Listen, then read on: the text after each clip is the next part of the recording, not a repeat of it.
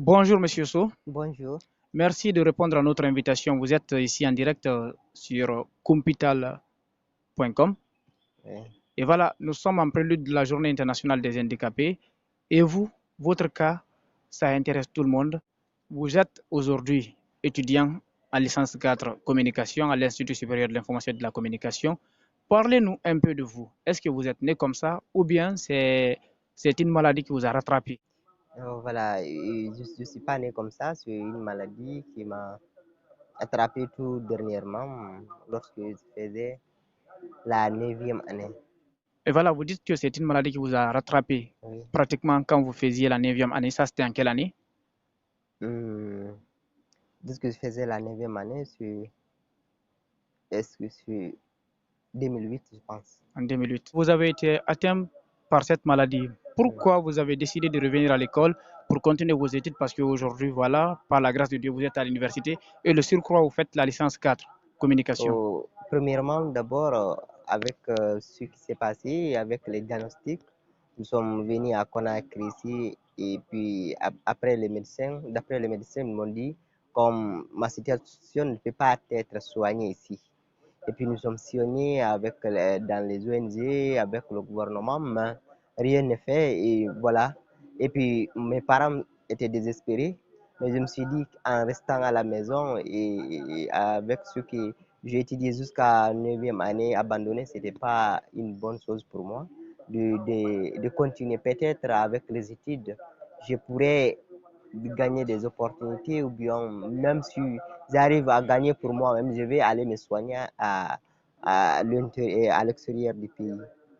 C'est c'est- c'est pour cela que je jugeais nécessaire de continuer les études. Voilà, moi, je trouve mon avenir dans les études. C'est ça. Et je ne vais pas être, comme Andrés, un simple consommateur. Je vais être un producteur. Voilà, c'est un peu ça. Je me suis mis dans la tête, comme sur mes pieds qui ne sont pas bons, mais ma bouche, mes yeux, mes bras sont là et puis je peux faire quelque chose, je peux continuer les études. Et je me suis engagé et déterminé. Voilà, pour vous, être handicapé, ce n'est pas une fatalité. On peut faire quelque chose d'autre, soit exercer une profession ou faire les études. C'est ce qui vous a motivé et vous n'avez pas opté pour la réussite, je comprends bien. Oui, bien sûr. Être handicapé, ça ne veut pas dire que c'est une fatalité, mais quand tu es handicapé, il faut accepter d'abord, c'est la destinée. Quand tu es handicapé, j'aime souvent dire, être handicapé, c'est la destinée, mais savoir vivre avec, c'est de l'art. Il faut mettre dans la tête, et voilà, c'est Dieu qui m'a mis dans cet état. Et puis, de ne pas accepter aussi la marginalisation. Bien sûr, nous sommes marginalisés, c'est tout le plan, mais la marginalisation, moi, je vais dire, ça se passe dans la tête. Mais dans vos études, vous êtes dans un milieu qui vous est un peu défavorable. Comment est-ce que vous faites pour vous déplacer de la maison pour arriver à l'ISIC chaque jour et comment est-ce que vous faites aussi pour rentrer? Voilà, c'est pas une chose très facile pour moi. Voilà, avant d'abord, lorsqu'on m'a orienté ici, je n'ai personne ici. Personne de ma famille, je ne connais personne ici. Et puis, mais voyant ma situation et mon ambition, je me suis engagé de venir à l'ISIC comme la communication était mon rêve. Voilà, je voulais être un communicant. Je me suis engagé et puis, une fois ici, je connaissais personne.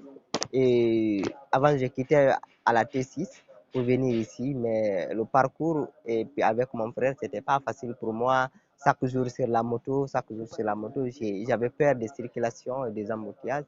Je jugeais nécessaire de chercher une chambre à côté de l'institut. Et j'ai cherché et voilà, avec ça, il y a une famille qui m'a accueilli comme leur enfant, je vais dire. Et oui, mais donc, mais le déplacement pour venir à l'ESIC, c'est pas facile pour moi, car si c'est pas quelqu'un qui me fait sortir de la maison pour ici, ou bien quelqu'un qui m'accompagne, c'est pas facile pour moi. J'ai des difficultés.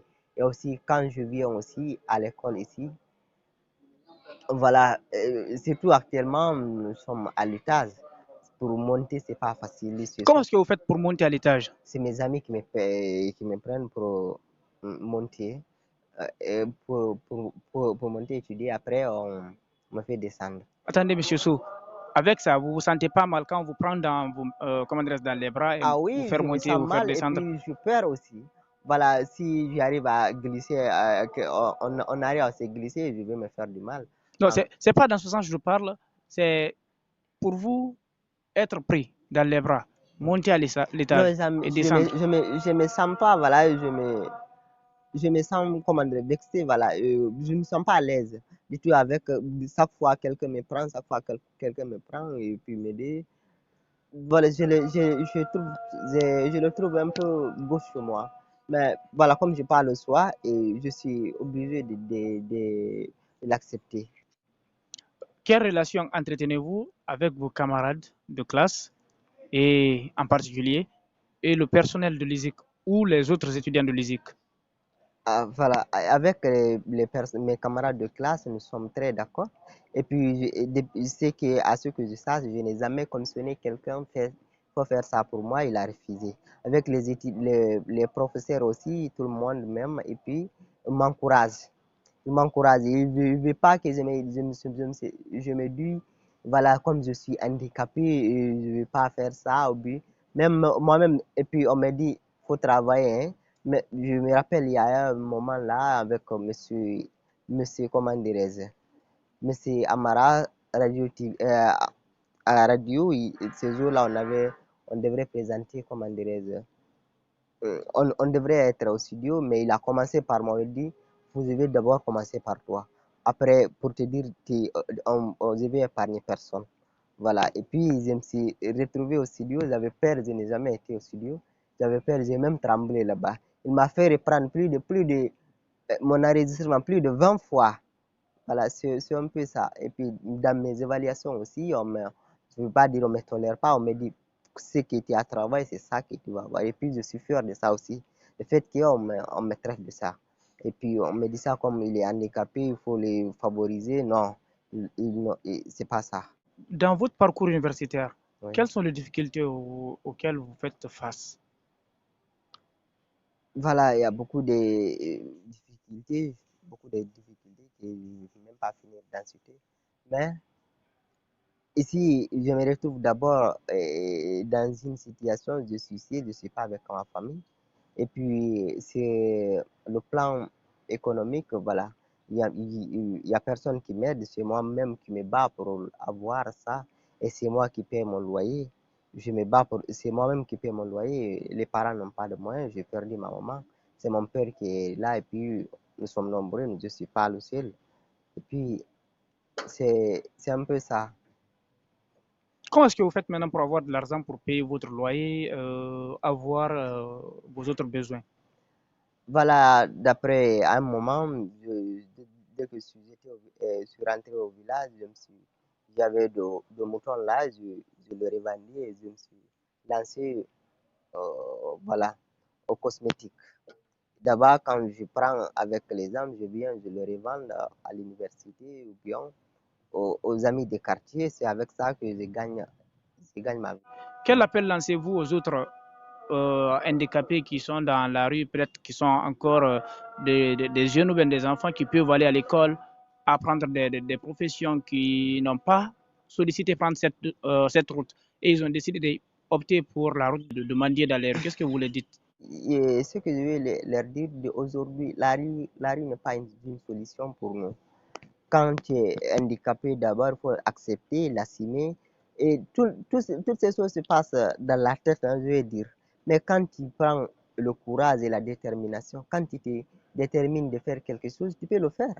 Il y a beaucoup de choses je reconnais bien, nous sommes marginalisés, même dans la famille, car la marginalisation, c'est là-bas. Mais aujourd'hui, ces gens-là doivent mettre dans leur tête de se battre, d'apprendre des métiers, même si ce n'est pas l'école, mais apprendre, il y a le commerce, il y a comment dire, je veux dire, créer quand même leur propre entreprise pour travailler. Moi, c'est ça que je vais leur dire. Rester dans la rue, ce n'est pas une solution. Voilà, les risques sont nombreux. Il y a des maladies. Voilà, quand tu constates aujourd'hui avec les embouteillages là, et puis si tu vois les anciens entre ce véhicule et puis le soleil, moi, je trouve ça gauche. Et voilà, vous êtes en dernière année de votre formation professionnelle en communication. Quel est votre projet futur après l'université? Après mon mémoire ici, je vais me battre pour créer mon propre entreprise et aider ces personnes qui sont comme moi et puis les conscientiser et les soutenir. Comme je sais, si tu n'es pas dans, voilà, si tu es concerné de la situation, tu peux savoir leurs problèmes. Mais rester, comment dirais-je, je sais, aujourd'hui, on traverse beaucoup de choses. Surtout en Guinée, ici, nous sommes mal vus, contrairement aux autres pays.